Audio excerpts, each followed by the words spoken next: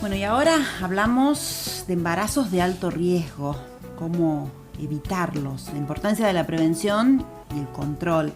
Y hemos invitado a un especialista, a la doctora Verónica Álvarez, gineco-obstetra de Neoclínica. Doctora, bienvenida al programa. Buenos días, Vanina. Un gusto, como siempre, compartir con vos y muchas gracias por invitarme. Y saludos a la audiencia. Bueno, y empezamos con este tema, embarazos de alto riesgo, ¿cómo evitarlos? Bueno, en este caso, más que prevención, tendríamos que hablar de planeamiento, o sea, cómo evitar estas situaciones muchas veces planeando el embarazo. Acabamos de escuchar al doctor hablar de una patología muy corriente, ¿sí? Que es la hipertensión. Y bueno, en estos casos también tenemos que planear muchas situaciones que pueden ocurrir en mujeres antes del embarazo. O sea, la mujer en sí puede tener patologías concomitantes que han sido subdiagnosticadas, ¿sí? Y bueno, es muy interesante planear el embarazo para evitar todas estas enfermedades y poder corregirlas antes de que se lleve a cabo el embarazo, ¿sí? De esta manera, obviamente que hay patologías que se van a desencadenar, así nosotros pongamos hincapié en la prevención. De esta manera podemos evitar males mayores durante la gestación, ¿sí? O sea, ¿y cuáles son las claves para evitar un embarazo de alto riesgo? ¿Qué es lo básico? El doctor en este caso habló muy bien de todo lo que se debe evitar, por ejemplo, la obesidad, que es una patología que nos acompaña con mucha frecuencia ahora, sobre todo el sedentarismo, ¿sí? Las mujeres estamos con un sobrepeso generalmente empezando el embarazo, entonces todas estas patologías nos pueden provocar más adelante hipertensión, la preeclampsia, famosa y mencionada en muchos embarazos, diabetes gestacional, o sea que con una sola medida terapéutica, que es por ejemplo hacerle descender de peso a la paciente y hacerla entender la importancia de la actividad física previa al embarazo, o sea, claro, por eso es importante el descenso de peso antes, ¿no? Del embarazo, o sea,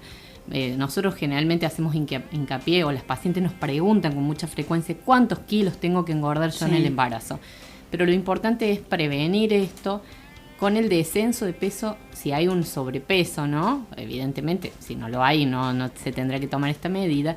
Es la disminución de peso antes de planificar el embarazo, porque así nos permite un margen terapéutico mayor. O sea, obviamente lo ideal es que la paciente engorde máximo 10 kilos durante su gestación, pero bueno, a veces se logra y a veces no se logra. Entonces, para tener un margen mayor y evitar enfermedades que son acompañadas, porque yo siempre le digo a mis pacientes que la intención no es que vayan a modelar, sino porque la intención es prevenir enfermedades que están relacionadas con el sobrepeso. O sea, yo no tengo intenciones de forzarlas a mantener el peso por una cuestión estética, sino por una cuestión de salud, ¿sí? Puede haber sido consecuencias para la mamá y para el bebito. Exactamente. Y también evitar, por ejemplo, hacer las serologías o los controles de enfermedades infectocontagiosas que nosotros generalmente hacemos en el primer trimestre del embarazo.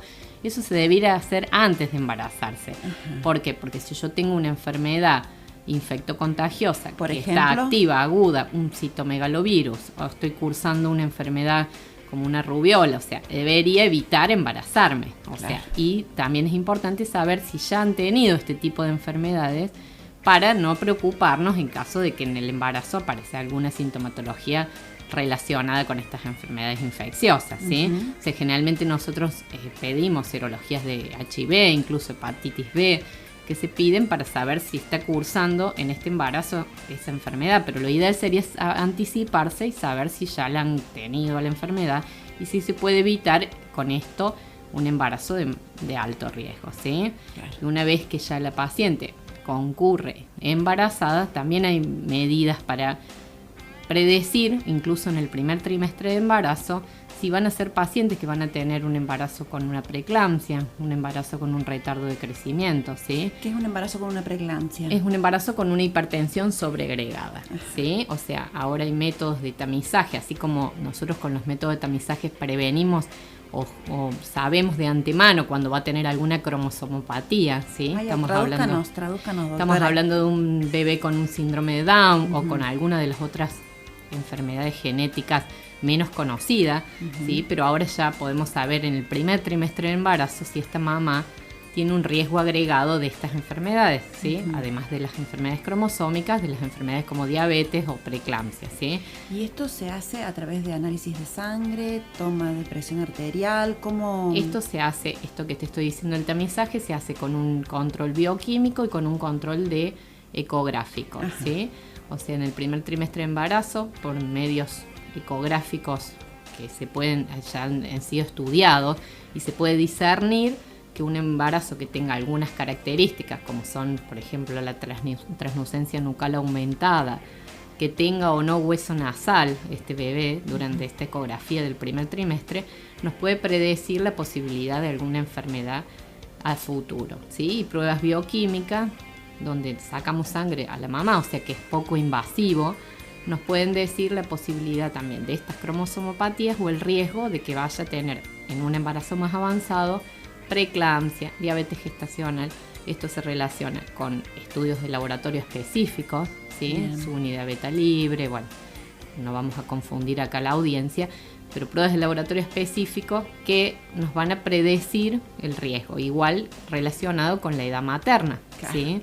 Hablamos. Eso es importante, ¿no? Porque es como que ahora las mamás tienen edad de 35, muchas cerca de los 40 y otras pasando los 40. Hablábamos de esto, que esto además se ve con más frecuencia ahora el embarazo de alto riesgo y todo lo que es las cromosomopatías, porque las mamás hemos demorado un poco la maternidad con proyectos profesionales, o sea, entonces casi el 20% de la población, que es un índice alto de la población mundial, tiene embarazos de más de 35 años, que obviamente esto va a aumentar los riesgos feto-materno, ¿sí? Eso no quiere decir que debemos evitar el embarazo, pero que sí tenemos que tener precauciones y consultas más claro, los controles frecuentes, exactamente. Sí, la importancia de los controles, totalmente, ¿no? O sea, previo al embarazo, que sería lo ideal, claro, el tema de planificar.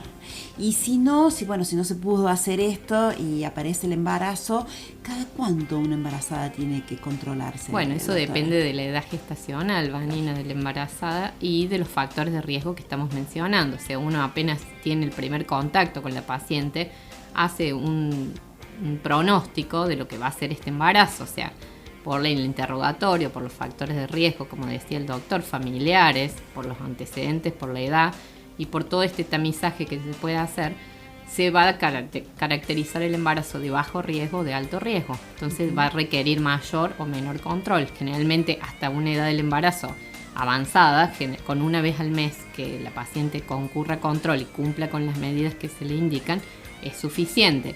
Eso siempre en un embarazo de bajo riesgo, ¿sí?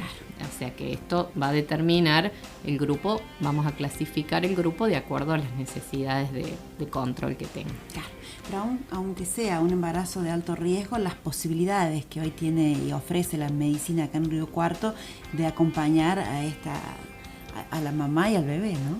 Perfectamente. Bueno, en mi caso en particular, en la institución donde trabajo, y agradezco la unidad de neonatología con la que contamos, que es muy importante para el apoyo de nuestra especialidad, o sea, porque para nosotros es muy importante contar con una buena unidad de neonatología, o sea, todo este embarazo de alto riesgo puede desencadenar patologías de prematurez, ¿sí?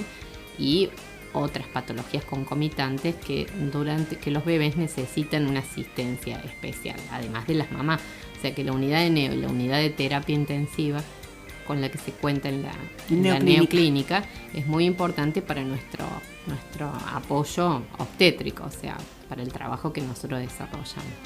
Doctora Verónica Álvarez, gineco-obstetra de Neoclínica, le agradecemos muchísimo todos estos consejos, doctora. Muchísimas gracias, Vanina, nuevamente por invitarme y bueno, ha sido un gusto. Para mí también, doctora, gracias.